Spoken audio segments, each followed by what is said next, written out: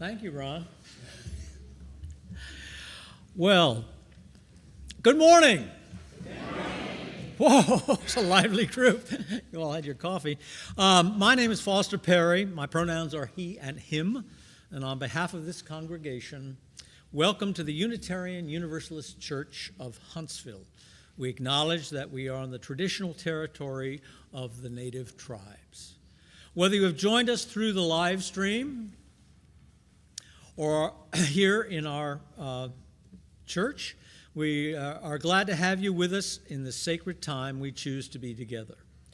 We are an open community of learning, caring, and justice-making. You're welcome here, every part of you, all of you, just the way you are. Our congregation is served by our minister, the Reverend Jamie Dingus. She is available for contacting the Office of the Pastoral Care and to answer questions about the Unitarian Universalism. If you are a newcomer, please sign our guest book in the foyer in the main entrance to the church to receive our weekly email newsletter. Now, please take a moment to silence your electronic devices.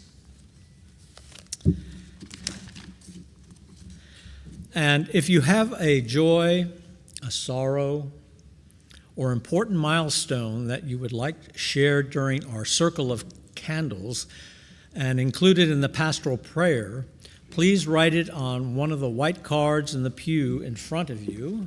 They look like this. And place it in the offering basket. For community news and events, check our email newsletter, Facebook page, and website. This week, we have some additional announcements, and there are quite a few.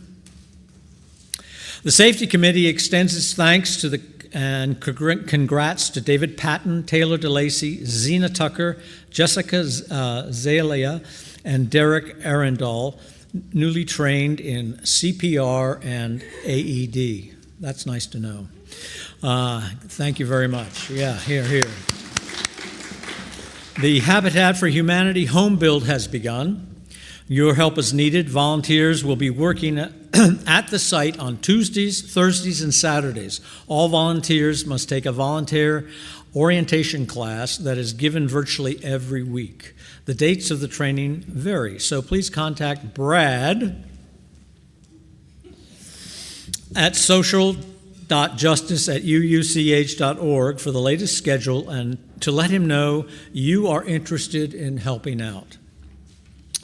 And another one, Alabama Postcard Project joined us today in the Fellowship Hall to participate in a postcard project, and both today and on September 29th, which is next Sunday, during our coffee hour at UUCH. The Trusting Change Adult Discussion Group, led by June, will meet after service in the Adult Religious Education Room. Technology is looking for your feedback about what the congregation would like to see, so you can find a link to that in our newsletter. And here, very important, save the date, please, for November 9th. That's a Saturday. Your stewardship team is busily planning our annual service auction, which is a major part of our fundraising, our annual fundraiser, with lots of fun for all. So that is it for announcements. And, one more thing. After our service, everyone is welcome to join us in the Fellowship Hall for conversation, coffee, and perhaps a snack or two. What? Okay. So finally, having gathered in shared quest for truth, meaning, and purpose, let us light our chalice with these words by Coretta Scott King. The greatness of community is most accurately measured by the compassionate actions of its member. And I would like to call Lori up here to help me with the singing bowl, and Brad to light the chalice. We will now enter into morning service more deeply. with Musics for Centering and followed by our thread song. Bingo.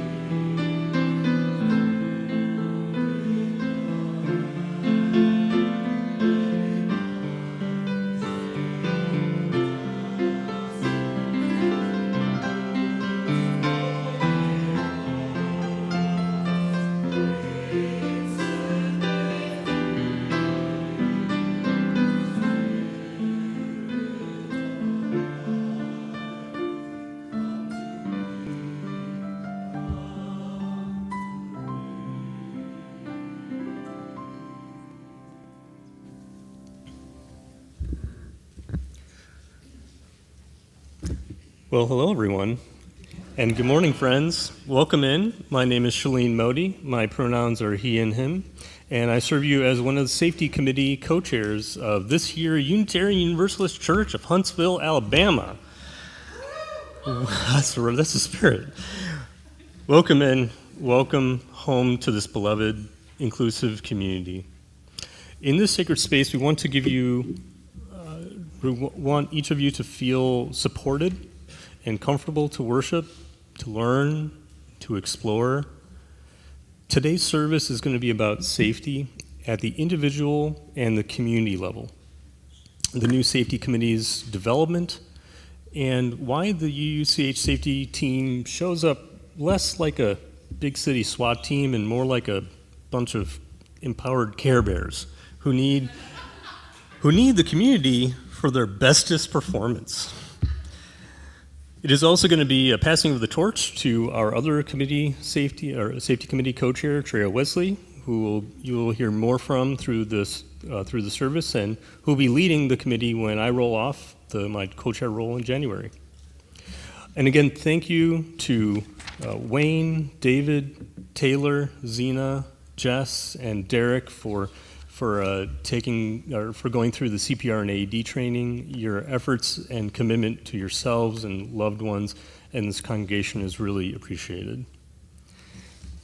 Last year's safety service was focused a bit more on the physical safety, although we will also have a fire drill this go around where we will calmly move out of the building to the designated meeting areas.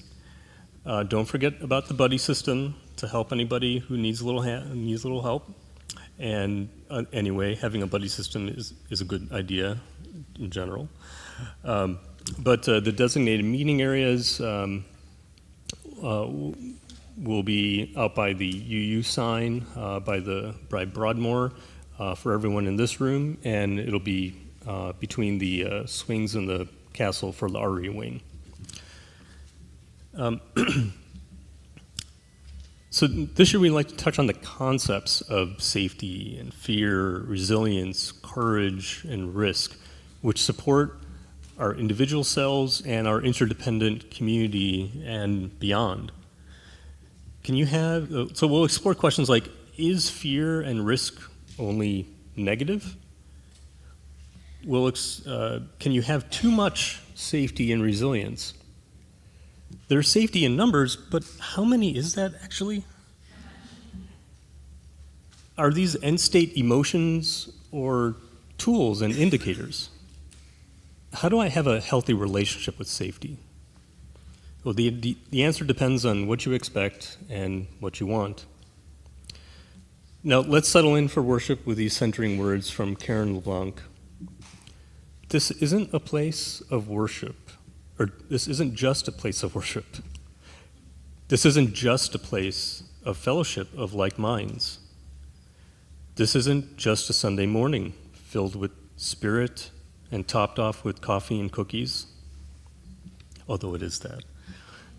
This is our church, our congregation, where we are building beloved community, where we are opening ourselves to each other, where we trust and love, rise and fall together. This is where we feel safe. This is where we build safety for each other, where we know we are welcomed. This is where we belong.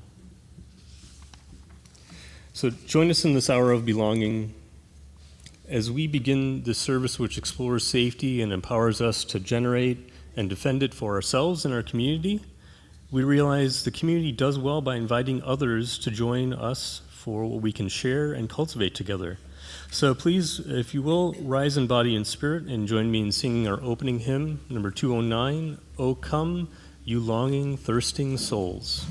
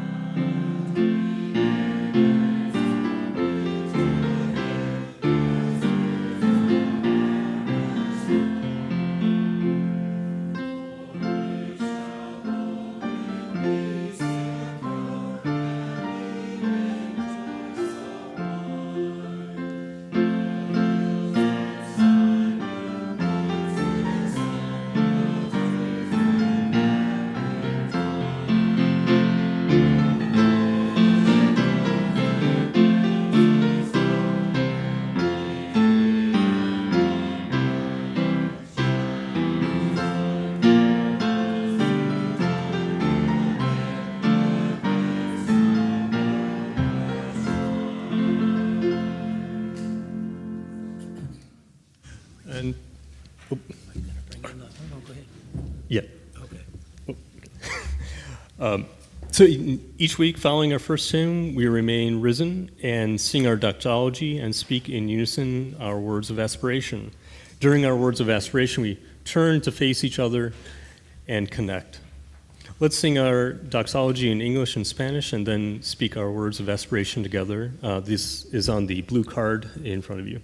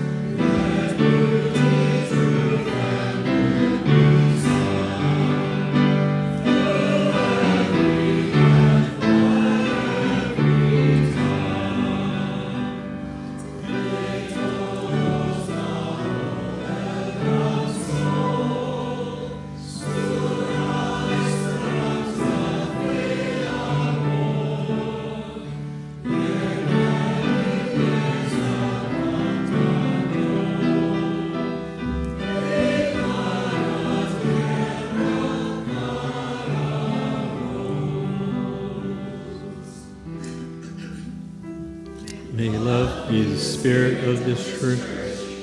May trust be first be a sacrament.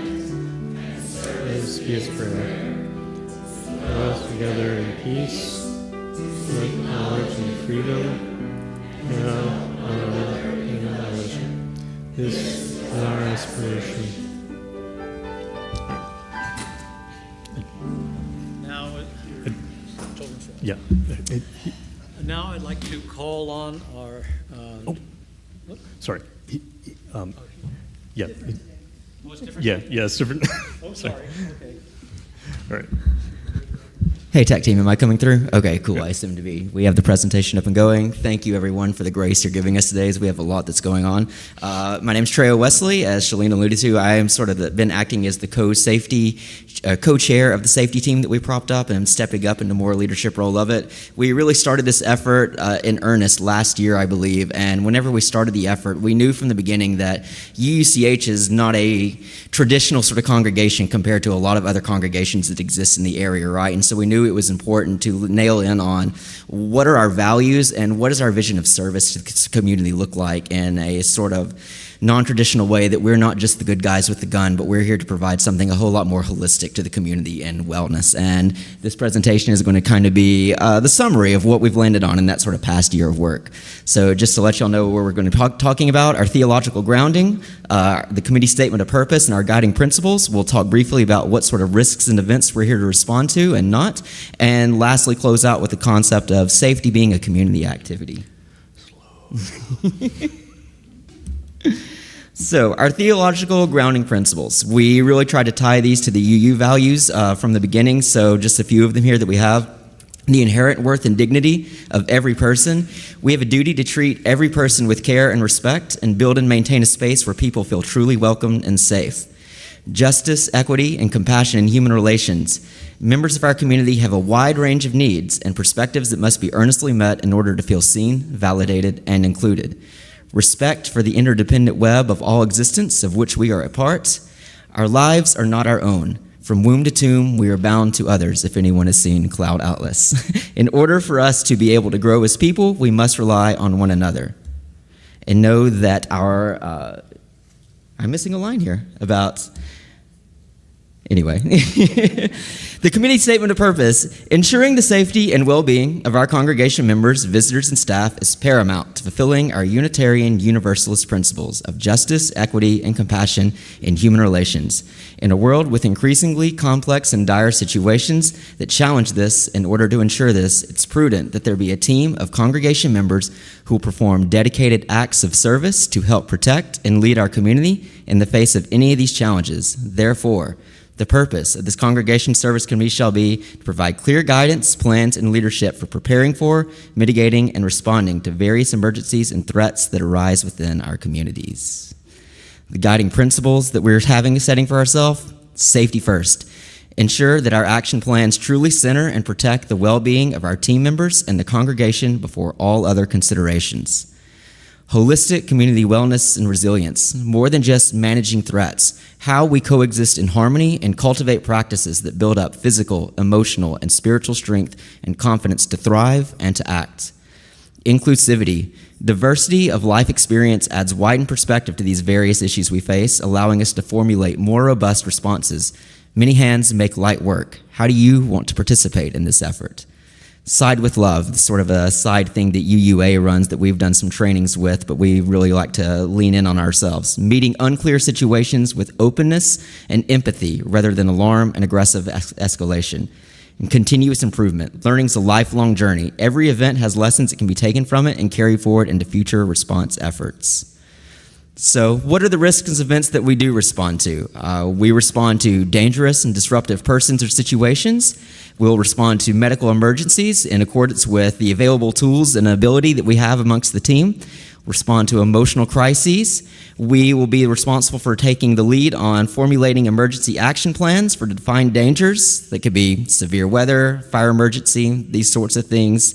And then we'll also be responsible for being the leaders of doing risk assessments and mitigation responses for any church activities or events. Things that we do not respond to, any sort of IT security issue or hackers coming in. This goes to the tech team.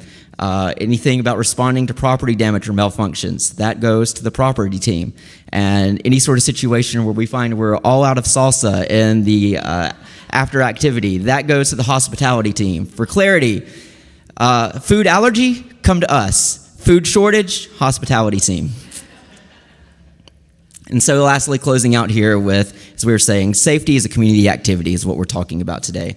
The members of the safety team have volunteered to give their passion and personally developed skills to be leaders in the effort of cultivating congregational safety, but that does not mean we are the authorities on the matter, or even that we have the culminated skill and capacity to meet all the demands of that effort. The work of achieving this effort is greatly lessened when members of the community know and practice safety too. Providing trainings for community members and opportunities to practice the principles give people the confidence to also be participants in the effort. We take care of us. When the community as a whole has the tools and understanding, we are collectively safer. So let us know.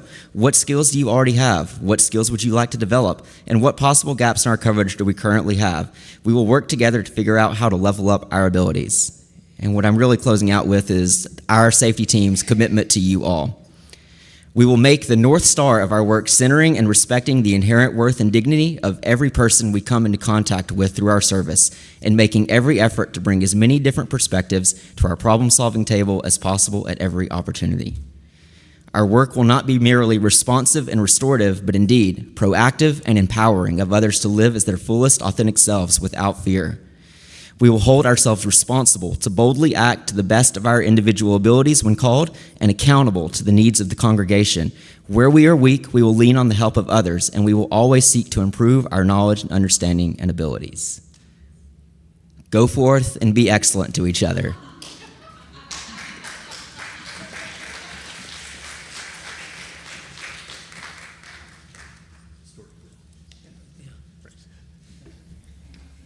So now we'll have our story for all ages, and actually this will be a bit of a unique thing. So we'll have a skit, and I'd ask for all those who are young or young at heart to come on up. And where is Kristen? Oh, good.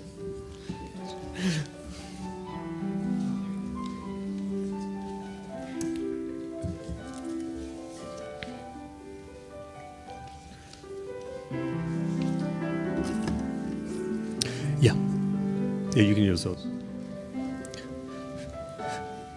Just need to turn it on at the bottom. It's a pop.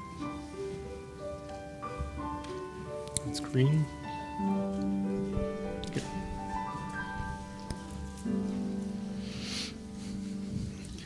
You're going to want to be down there. And just grab a mic and turn it on.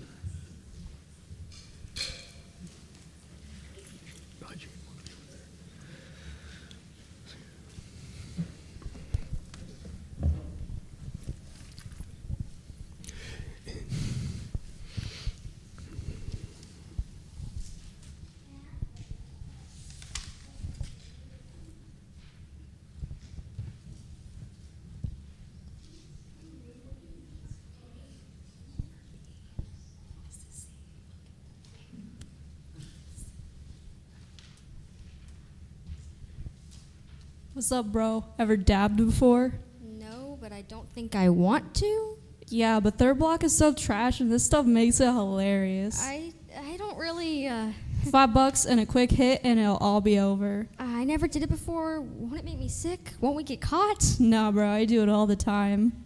Looks around and... Well, darn. I don't have any cash. All right, how about you owe me then? I don't really want to. Don't be a punk. We all do it. Ask anybody. What's up, B? None of your business. Keep walking. Well, I was asking B, so maybe you could let them answer. A wanted me to vape with them. But isn't that pot? Yeah, you want some? $10 for you. That's a hard no. I don't even know what's in that liquid. Maybe I should do it? I can't tell you what to do, but this whole thing is sus. Whatever. See, you're so extra. Listen, I'm gonna go to third block. Are you coming?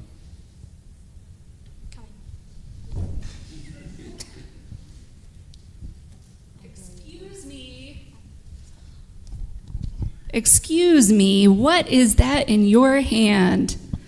And end scene. Quite embarrassed. I am very embarrassed. Good day, people.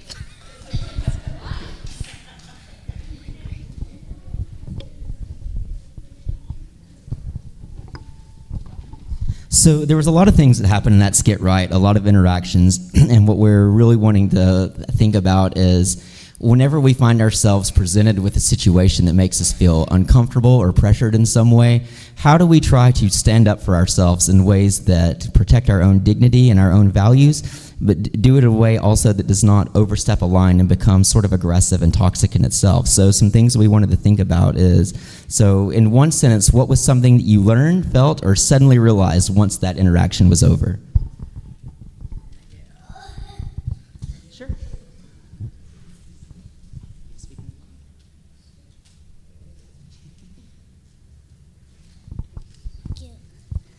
Well, you actually save yourself, like get out of fire, like crack out a window, jump out a window or something. You have fire in your house.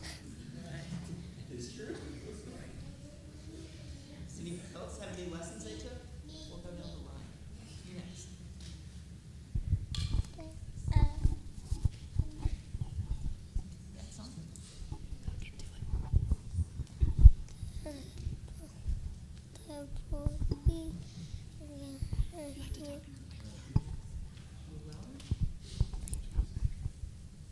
The police, you jump out of the window. What did you learn? When the spider bites you, you tell your mom. You asked for help, right?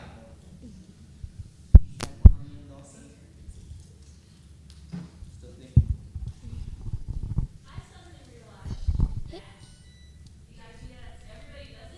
Yeah. Ooh, that's a good one. No. When C said, I don't know what's in that liquid, I just realized, like, how many, like, harmful chemicals are in the, like, juice that's in the vape, usually, so.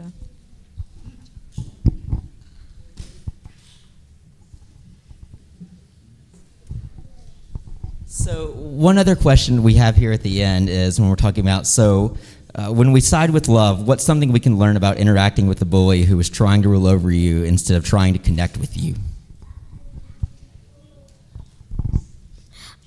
You don't listen to them, and it's your thoughts. So when if they're telling you something and they're saying beat you up, tell the teacher or something, because it's not really great. What happens if you get beat up and you're not listening? You should never listen to them. You should tell a teacher.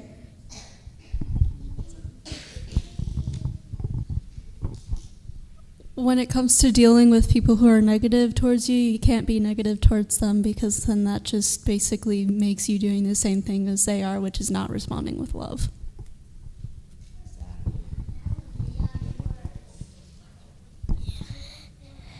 when I was at school, that the boy punched me in the eye 3 times and then scratched me in the eye.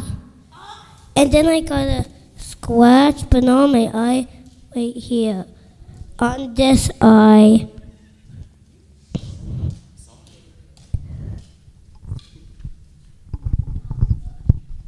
So I realized that Lewis's part, being that person that comes in and says, hey, this is a terrible idea, please don't do this, is harder but cooler than the bully trying to force you into something that you don't want to do.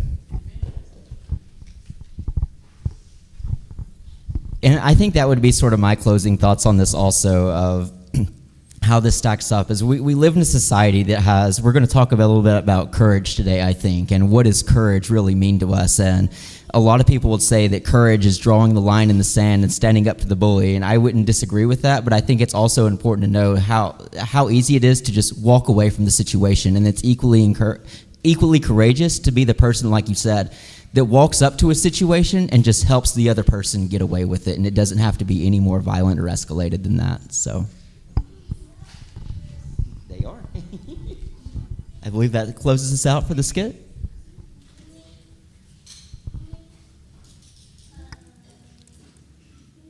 So, yep. All right. Well, let's all sing our children to CYRE.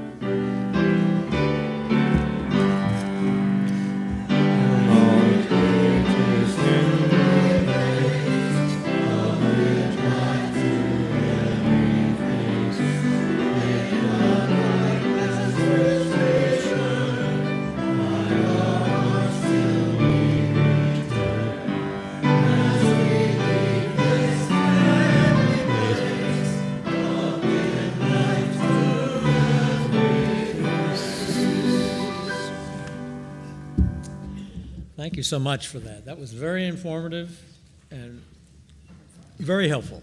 Thank you. We are the Unitarian Universalist Church of Huntsville, a proudly inclusive spiritual community. Together we build broader search for meaning, bolder form of compassion, and a braver voice for justice. If you would like to support us with a monetary contribution, we would be most grateful. Your generosity helps us to support our various ministries, and you just heard one, pay our staff a fair wage, support organizations that share our UU values, and of course, maintain our building and grounds. You can donate online with a QR code on the order of service, or you can put cash or check donations in the offering baskets. It is through your generosity that we continue to serve our missions here at UUCH. With gratitude, we now receive your offering. Ooh, I'm glad I got that in at the last.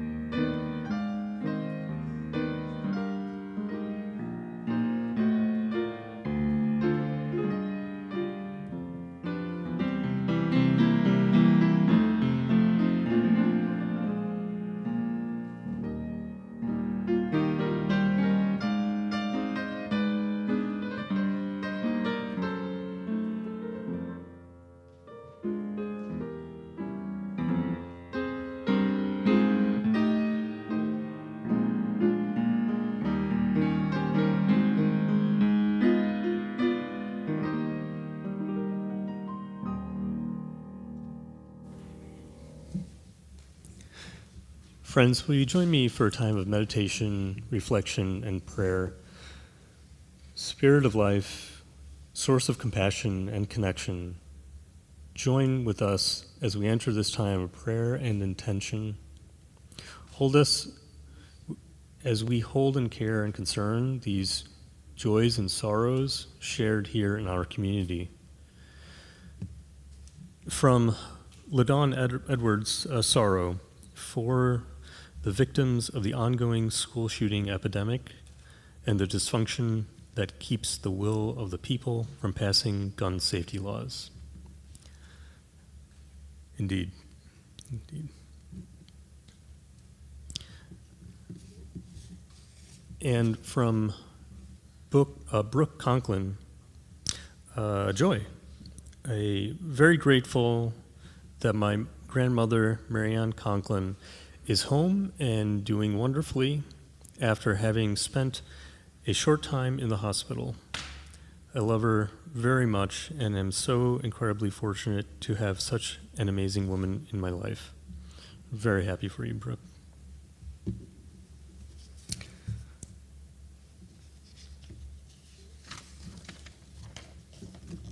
And now let's turn to our responsive music for 1009, Meditation on Breathing.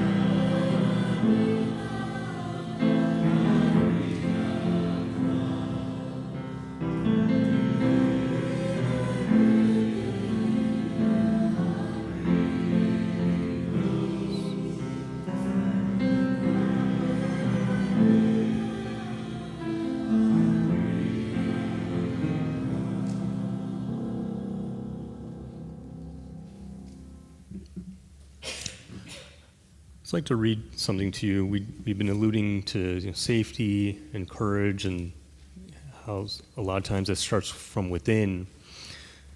This is a well-known poem by William Ernest Henley called Invictus.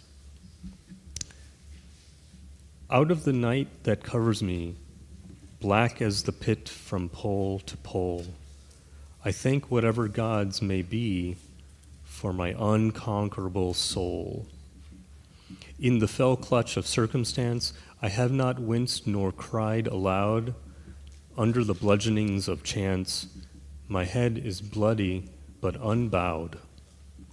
Beyond this place of wrath and tears looms but the horror of the shade, and yet the menace of the years finds and shall find me unafraid.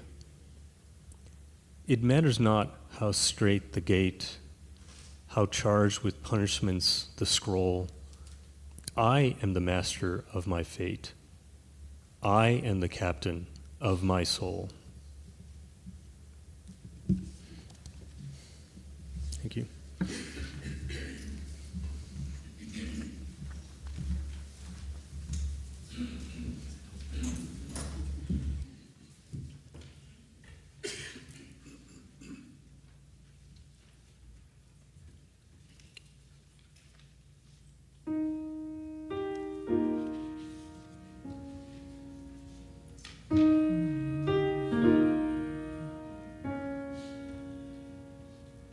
Come my way, my truth, my life, such a way as gives us breath, such a truth as ends all strife, such a life as killeth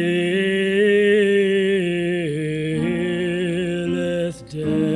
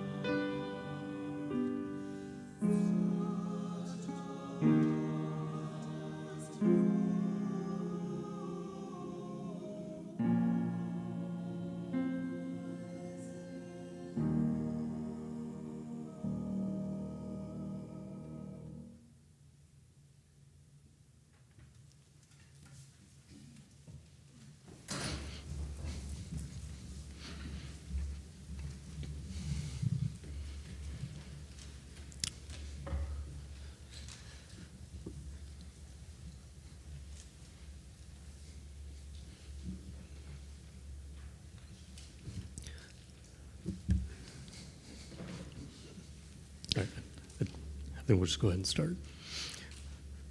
So we have a bit of a skit here because we can't have safety service without a skit. So I'll go here.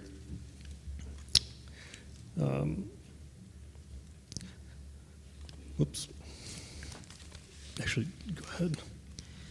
So the one main way that you might identify us as members of the safety team is with these little yellow lanyards that we all wear, right? But you may also notice that we have these super tactical earpieces with the radios that we have. That the whole purpose of this is we have a simple radio system with which we can communicate with one another on various sort of teams. And the earpiece is really just so that the signal doesn't blast out across the congregation when any sort of call comes through. But we're going to just give you guys a very simple demonstration of what sort of a emergency response call looks like in the system that we've developed and how we communicate that issue with one another to try to resolve it cooperatively and quickly. Hopefully you guys will be able to hear this through the microphone. Whoop. Hello, Safety Committee. This is Miss White. I'm in the kitchen with a medical emergency. Hi, Ms. White. This is Trejo. I've gotten your call. Can you move to channel 2 for us to discuss this further, please? I'll head over to there. You. Hi, Ms. White. This is Trejo. I'm on channel 2. Do I have you here with me? This is Miss White.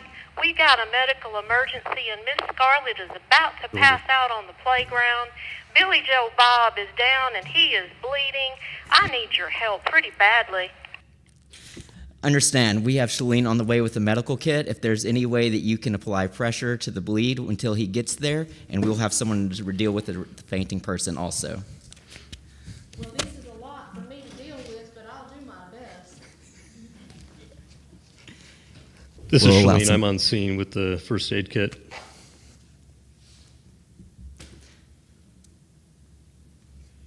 Thank you, Safety Committee. I sure do appreciate it.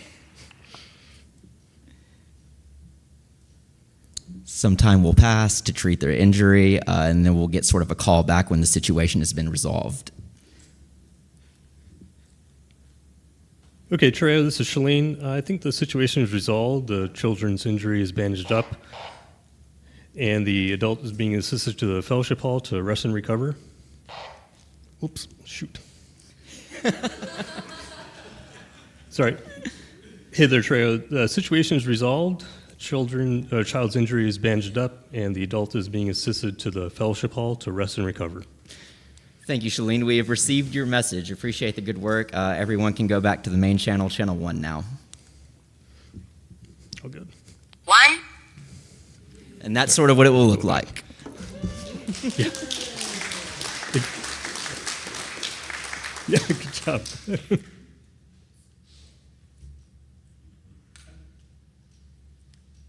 Now waiting for Shalene to rejoin us here for the next segment.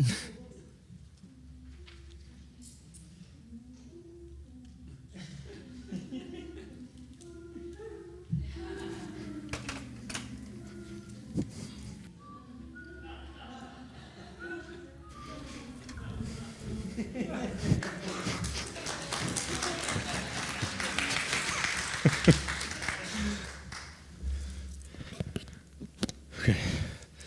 I just need to catch my breath.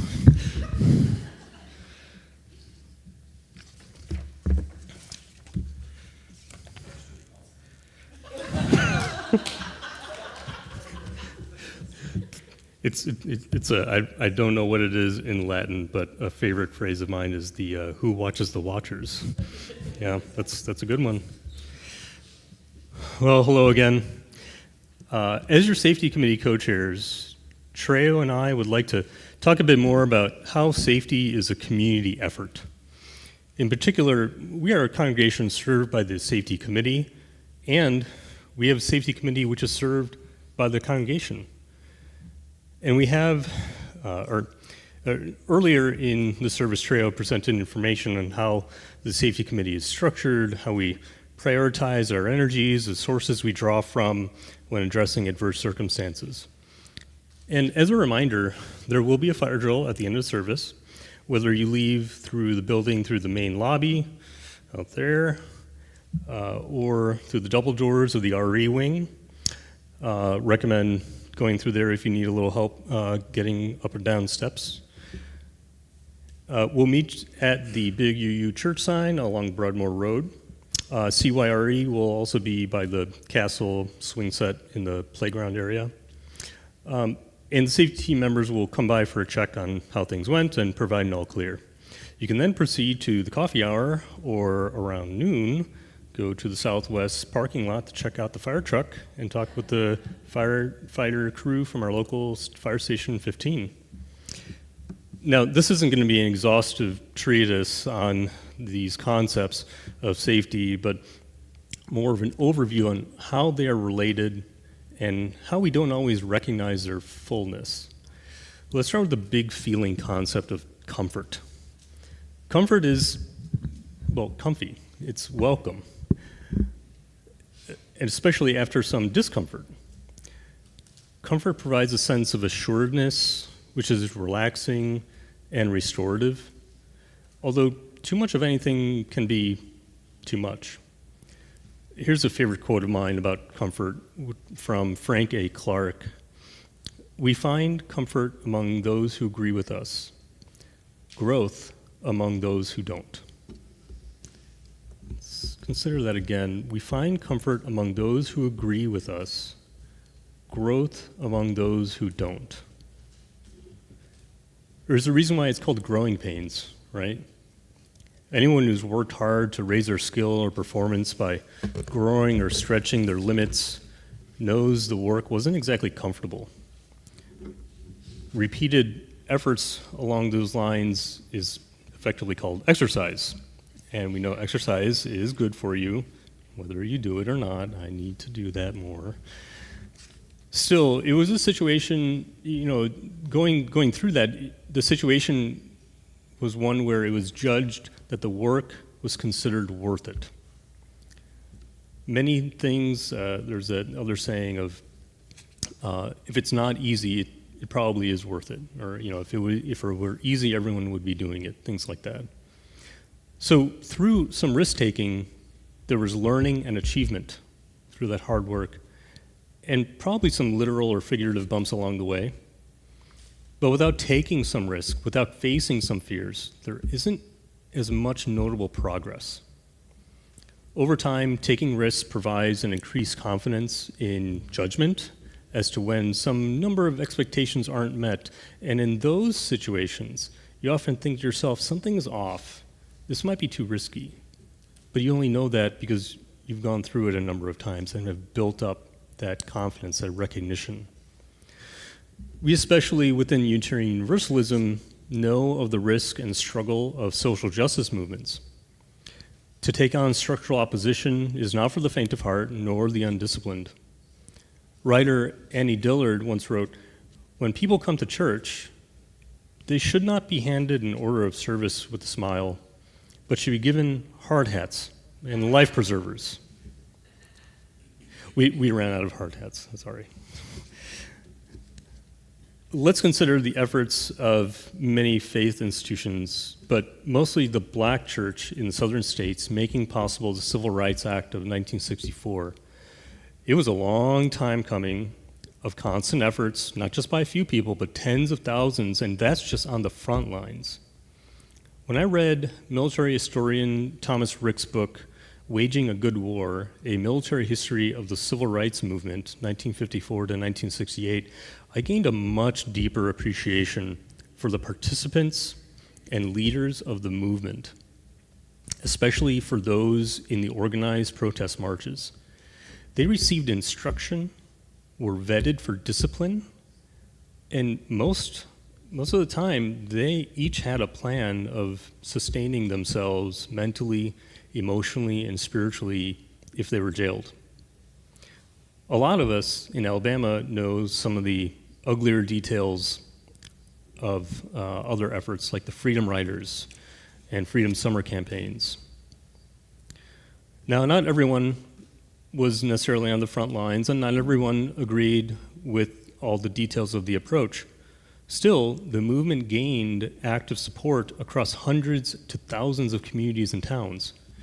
Individuals took the risk because there was community support, shared goals, agreed upon code of conduct, and plans to minimize pitfalls. This wasn't an operation of participants going in blind. Over many years of coordinated, multi-pronged, organized protests, rallies, outreach, and other actions, success. I personally feel grateful for the movement's success because the Immigration and Nationality Act of 1965 was largely from the fount of the Civil Rights Act passed the year prior. And because of that, my parents were able to immigrate to the US. When we judge something to be too risky, there is a sense of fear which comes up. Sometimes the fear is well-founded, and sometimes it's not. Regardless, by acknowledging the fear and doing it anyway, we tap into our more courageous self. The tipping point when someone feels brave, self-confident, assertive, not cocky necessarily, just assertive, assured in yourself, your best version or the best version of yourself. It's always going to be a little different for everyone, but there are known factors which help. For some, it's the confidence of having done something similar before, or for others, it's having supportive social network, and still others, it's simply knowing failure isn't a permanent state. Let's have a quick show of hands. How many here have been through a situation recently where you got some encouragement external to yourself which helped you move forward with whatever effort there was? Anyone? Yeah. Yeah, that matters. True. Yep. So we have internal factors like self-doubt and prior success, and we have external factors like resource limitation and also knowing your support system is there to support you.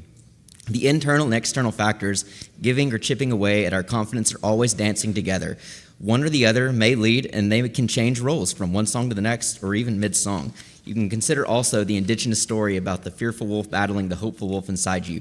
The victor will be the one that you feed more. Slow down. When the safety committee here became formalized, we identified the committees and individuals we'd be working closest with and started an ongoing dialogue with them. We also reached out across to other UU congregations to see if we could draw the circle wider, as we like to say, and reap the benefits of a larger, committed, focused community.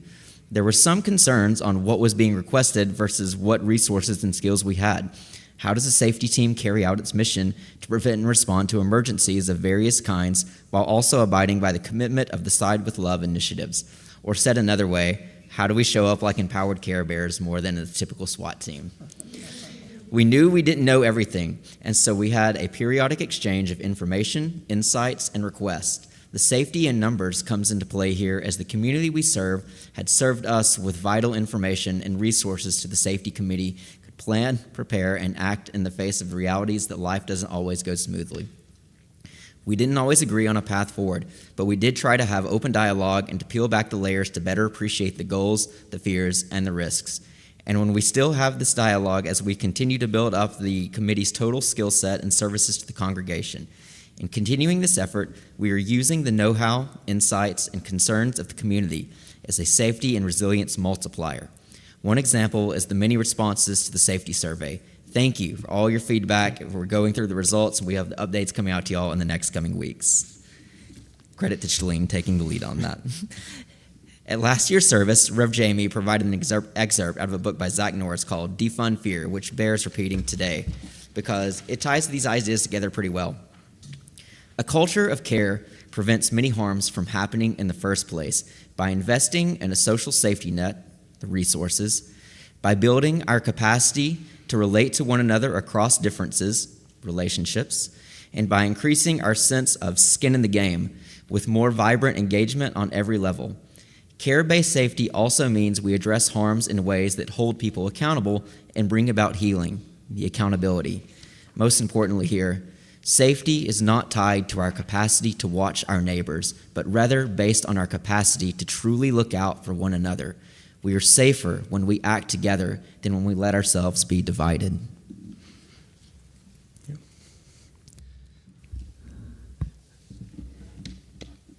So a lot of people in the so-called blue states would say that we, in this sanctuary here and those in the region are brave by being a liberal-minded group in a predominantly conservative-minded region. I'll tell you a secret. They're right. We are brave in ways internal and external to us. Individually and collectively, we have our sense of self, of judgment, of being empowered to act, both individually and as a larger group. Individually and collectively, we see opportunity in the face of challenges. Individually and collectively, the flame of our ability to imagine better condition hasn't gone out. For some of us, it's just taking on buoys that's more fuel for the fire. I'm not going to make an equal comparison with us here and those who fought for civil rights. But they succeeded because they also had each other for information and insights, emotional and social and spiritual support, training and discipline, and to mourn and to celebrate. The bottom line is we can take on more risks. We can face bigger fears. We can have greater quality of caring for ourselves and each other when we integrate our individual selves with the supportive community. Let's have another quick show of hands here. Has there been a time where you stood up to a larger, stronger opposition for yourself, a community, or some larger cause? Yeah. So I thought, see, we're brave. You know, although you may have had sweaty palms, it probably made you feel strong or gave a sense of assuredness, right? That, in turn, provides some degree of what we talked about earlier, comfort. Comfort to perhaps surprisingly realizing how strong you are, or how strongly you believe in something, and comfort to those who are more hesitant to stand up, but are more willing to do so because they see you doing so. Let's tie together some of these concepts and close things out by going through the questions I posed at the beginning of the service. Is fear and risk only negative? Well, both can be informative. Also, without risks, there's not as much progress. Can you have too much safety and resilience? Well, perhaps so. It depends on how much progress you want to make and the timeline and resources you have. There's safety in numbers, but how many is that actually? It depends on your sense of assuredness and bravery and skill, but don't forget, community is a safety multiplier. Are these end-state emotions or tools and indicators? I think it's helpful to understand, to realize they're both. How do I have a healthy relationship with safety? Realize that problems tend to have solutions. Practice safety, make adjustments where needed, rinse and repeat. So based on the judgment of the riskiness of a situation, we have a certain amount of fear. We can then peel back the layers to better inform us if the fear is or isn't well-founded. If we still feel like there will be an unwanted disturbance in our life, we can consider the internal and external factors at play, and then reach out to a community as a safety and resilience multiplier to address the situation by standing up for our values regardless of the structural opposition. I think with these things in mind, with our helping hands and loving hearts, we can do those many hard things. Thank you. And I'd like to move on to our closing hymn, number 1014, Answering the Call of Love, although it'll appear in your hymnal as Standing on the Side of Love.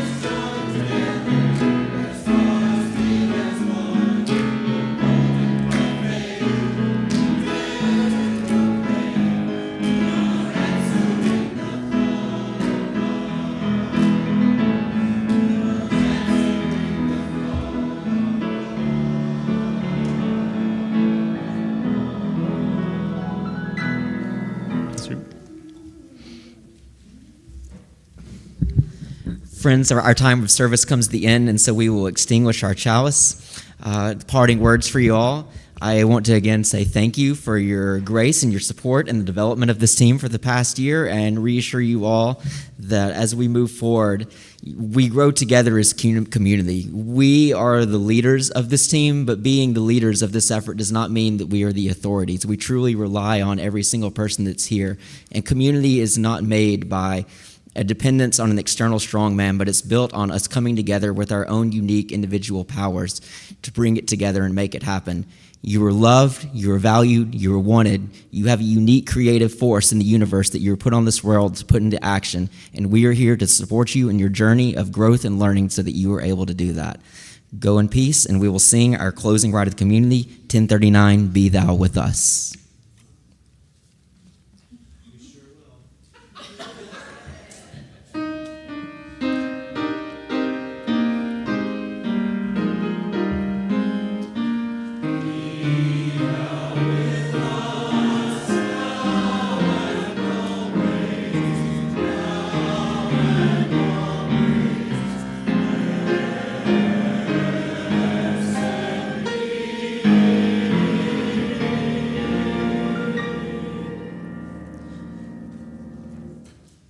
Let's go in peace and calmly exit the building.